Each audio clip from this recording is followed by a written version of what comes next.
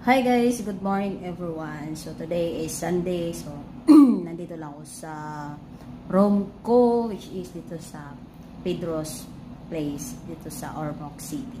So yung ulam ko ngayon is ito. Yan. Chicken is my forever friend. Yun. So kakagising ko lang mga siguro 11 na yata ngayon. So dahil napagod ako kahapon sa kakagala namin sa dagat doon sa Canigao Island. So, yun. Yung room ko. Hindi ko pa nalinis. Hindi ko pa pinapapalinis. Bahala sila. So, yung kakainin ko ngayon is Jollibee. My number one favorite food, Jollibee. Kain siya. Halang.